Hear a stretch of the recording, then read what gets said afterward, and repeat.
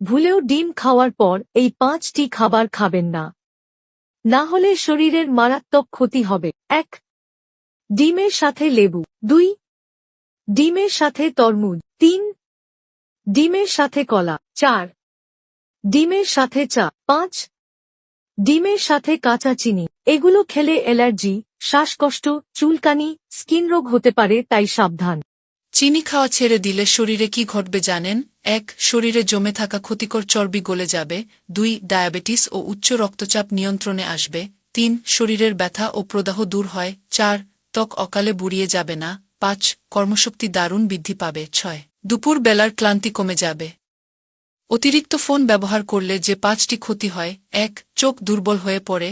2. ঘুম কম হয়। 3. কানের সমস্যা তৈরি হতে পারে। 4. মনে রাখার ক্ষমতা কমে যায়। 5. ডিপ্রেশন বেড়ে যায়। যে 4টি খাবার ফুসফুস থেকে ময়লা বের করে দেয়: লেবু ও আদা দিয়ে চা খাওয়া, হলুদ ও আদা দিয়ে রস বানিয়ে খাওয়া, গরম পানির মধ্যে মধু মিশিয়ে খাওয়া, আপেল, গাজর ও বিটরুট দিয়ে জুস খাওয়া। কোন রোগে কোন মশলা ওষুধের মতো কাজ করে? কাশির সমস্যায় লবঙ্গ, ডায়াবেটিসের সমস্যায় দারুচিনি, দাঁতের সমস্যায় গোলমরিচ, রুচির সমস্যায় জায়ফল, ক্যান্সারের সমস্যায় জাফরান, হজমের সমস্যায় ধনে, আলসারের সমস্যায় মেথি, লিভারের সমস্যায় জিরা, ব্রণের সমস্যায় রাই সরিষা। 70 বছরেও শরীর চাঙ্গা রাখতে কি খাবেন?